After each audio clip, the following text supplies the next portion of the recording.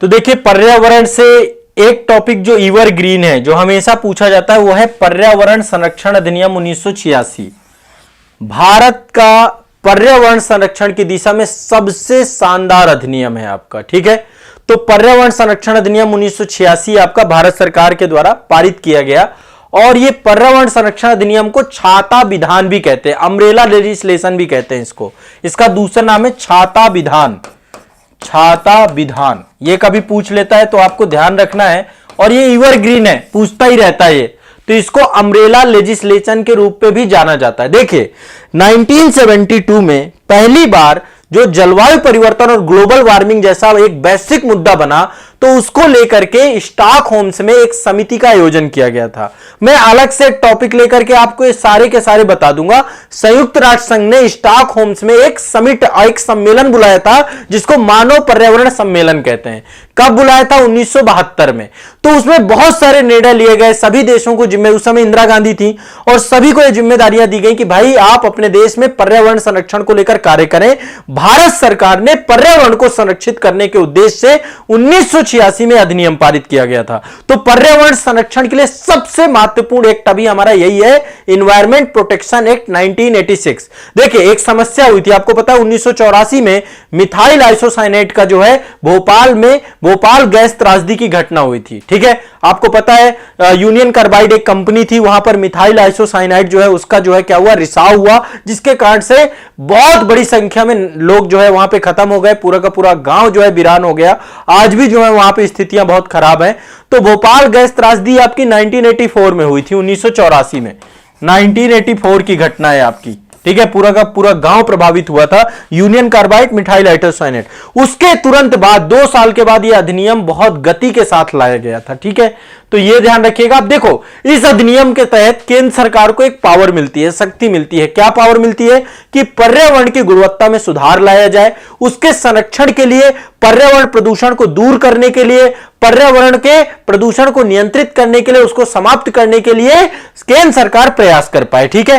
तो यह पूरा का पूरा पर्यावरण संरक्षण अधिनियम 1986 के तहत प्रयास किया गया, और पृथ्वी और मानव और पर्यावरण के बीच में क्या किया गया, सह संबंध स्थापित करने का प्रयास किया गया, पृथ्वी को बचाने का प्रयास किया गया पर्यावरण संरक्षण अधिनियम के तहत, ठीक है। तो पर्यावरण की सुरक्षा, पर्यावरण में सुधार करने के उद्देश्य से पर्यावरण संरक्षण अधिनियम लाया गया है 1986। केंद्र सरकार को क्या करता है? पर्यावरण प्रदूषण को रोकने के लिए देश के विभिन्न हिस्सों में विशिष्ट पर्यावरणीय समस्याएं, यदि पर्यावरण से जुड़ी हुई कोई भी समस्या है, तो उस समस्या के समाधान को करने के लिए प्राधिकरण स्थापित करने का भी करता है। इसी के लिए एनजीटी बनाया गया आपका, एनजीटी नेशनल ग्रीन, ये आपका जो है राष्ट्रीय हरित प्राधिकरण बनाया गया है, एनजीटी। इसी प्रावधान के तहत 2010 में बना था आपका। तो इस अधिनियम के तहत एक व्यापक कानून के तौर पे आप इसको देख सकते हैं, ठीक है। तो ये आपका 1972 में स्टॉकहोम सम्मेलन हुआ था, और स्टॉकहोम सम्मेलन में मानव और पर्यावरण पर यह संयुक्त राष्ट्र का पहला सम्मेलन था, और देशों को प्रभावी बनाने के लिए कार्य की बात की गई थी।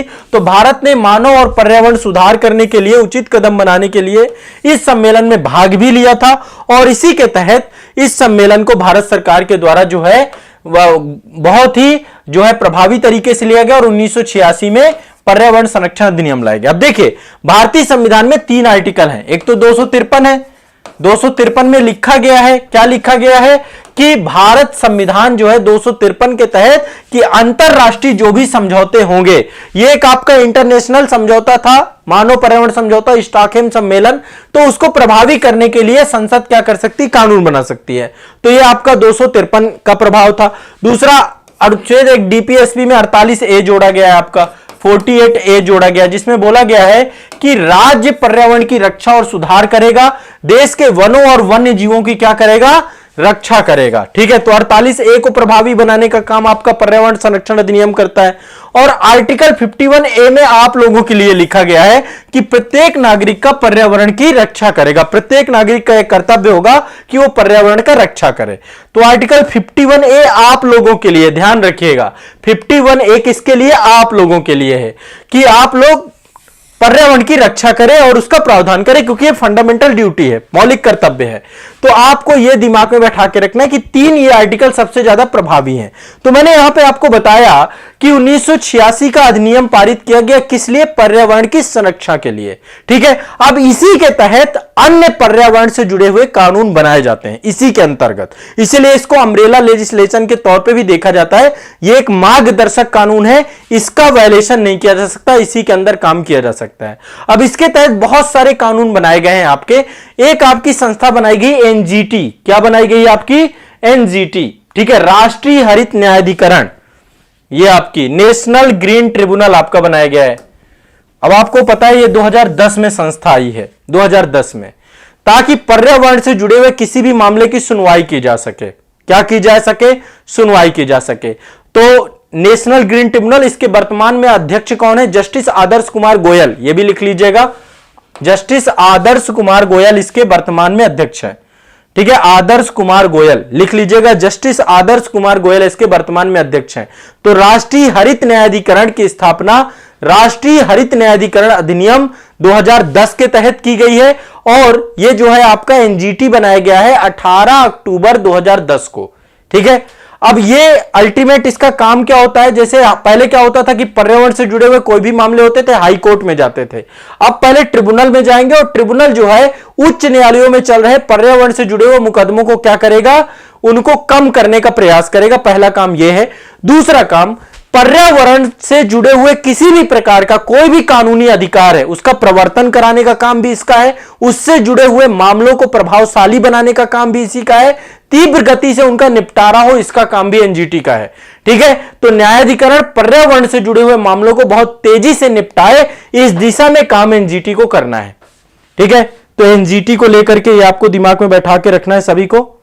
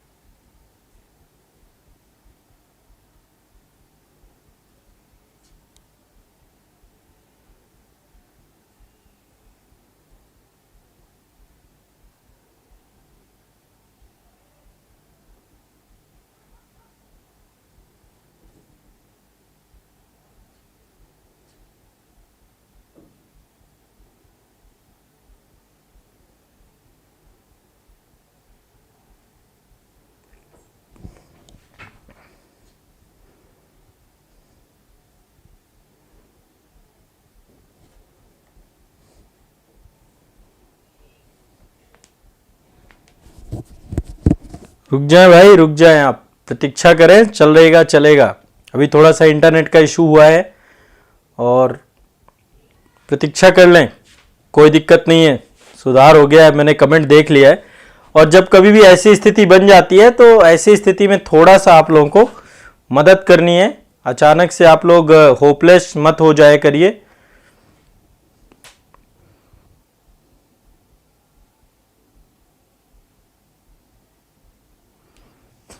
चल गया नेट।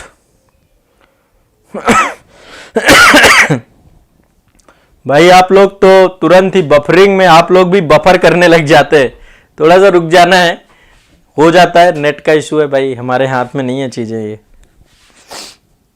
है ना, अपने हाथ में नहीं है चीजें ये।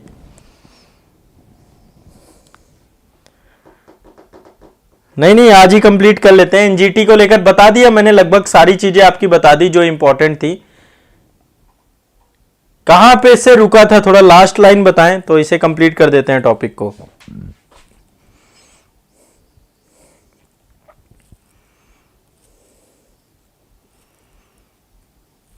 थोड़ा सा देखो, मैंने पहले आपको डिस्क्लेमर दिया था कि कोई भी नेट का इशू आता है, वॉइस का इशू आता है, तो मैं चाहता हूं कि मेरी क्लास में चूंकि जुड़े हुए हो तो एक कंप्लीट डिसिप्लिन रहना चाहिए, रुकना है आपको, थोड़ा सा प्रतीक्षा करना है कि सर कुछ ना कुछ करेंगे, है ना। क्लास ले रहा हूं तो इतना भरोसा रखना है कि मैं कुछ ना कुछ उपाय करूंगा, ठीक है, और उपाय करके चला दूंगा। अब नेट, अब ये अपने हाथ की चीजें नहीं है, जो भी है सो ठीक है, होने दीजिए। 51A तक हुआ था, हाँ डीपीएसपी के बारे में चर्चा हुई थी, ठीक है ठीक है ठीक है, आगे बढ़ते हैं, चलिए।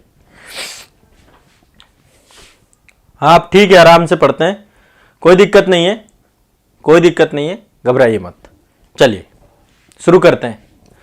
तो देखिए, आपका राष्ट्रीय हरित न्यायाधिकरण, आपका ये भी आपका इन्वायरमेंट प्रोटेक्शन एक्ट के तहत ही बनाया गया है, ठीक है। किसके तहत बनाया गया है? पर्यावरण सुरक्षा अधिनियम, इन्वायरमेंट प्रोटेक्शन एक्ट के तहत एक संस्था बनाई गई है, आपकी राष्ट्रीय हरित अधिकरण। अब ये आपका प्राधिकरण का काम क्या है? इस प्राधिकरण का काम है कि पर्यावरण से जुड़ा हुआ कोई भी मामला आता है, ठीक है, पर्यावरण से जुड़े हुए, पहली बात बहुत सारे कानून हैं, तो उन कानूनों का पहले प्रवर्तन कराना, उनको लागू करवाना, ठीक है। जो भी कानूनी अधिकार आपको एनवायरमेंट प्रोटेक्शन एक्ट के तहत मिले उनको लागू करवाने का काम पहली चीज है। यदि कोई भी व्यक्ति पीड़ित पक्ष है ना, अथवा कोई भी क्षतिग्रस्त संपत्ति है तो उसके क्षतिपूर्ति को प्रदान करने से जुड़े हुए मामलों की सुनवाई करना, तो इसका काम भी आपका हरित ये न्यायाधिकरण का है। देखो ये न्यायाधिकरण आपका 2010 में बना है, राष्ट्रीय हरित न्यायाधिकरण अधिनियम आपका 2010 लाया गया था और इसके तहत ये ट्रिब्यूनल बनाया गया है, ठीक है, नेशनल ग्रीन ट्रिब्यूनल एनजीटी। बहुत महत्वपूर्ण संस्था है और बहुत प्रभावशाली संस्था है। तो ये पर्यावरण से जुड़े हुए मामलों को क्या करती है? सुनती है, उससे जुड़े हुए कानूनों को प्रवर्तन कराने का प्रयास करती है। तो ये और पर्यावरण से जुड़े हुए मामलों को द्रुत गति से निपटाने का प्रयास करती है। तो हाई कोर्ट में जो पर्यावरण से जुड़े हुए मामले हैं उनको निपटाने का काम भी जो है एनजीटी का होता है, ठीक है।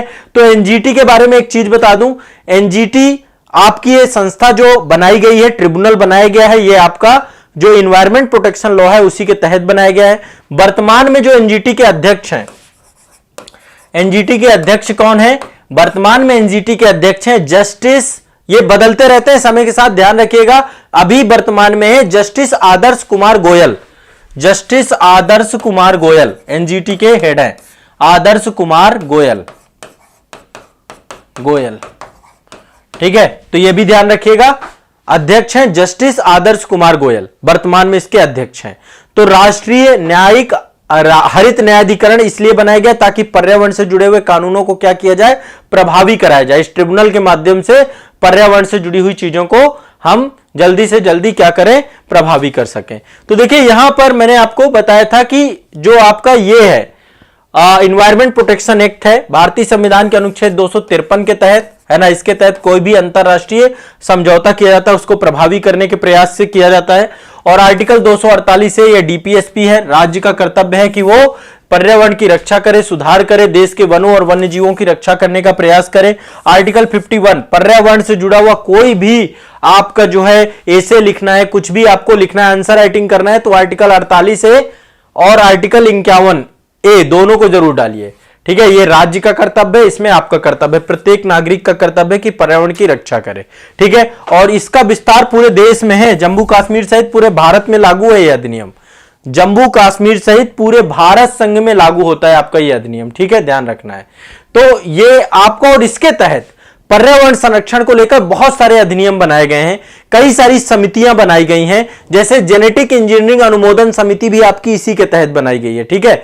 तो लगातार बहुत सारे, यदि कोई प्रसंकट में प्रजाति होती है, कोई सूक्ष्म जीव होते हैं, कोई आनुवांशिक जीव होते हैं, तो उनकी कोशिकाओं के विनिर्माण के लिए, उनके आयात निर्यात के लिए, उनके भंडारण के लिए, उनके लिए रिसर्च के लिए आपका जो है एनजीटी के तहत ही, वो माफ करेगा, एनवायरमेंट प्रोटेक्शन लॉ के तहत ही विभिन्न प्रकार के जो है आपकी समितियां, कमेटीज बनाई जाती है।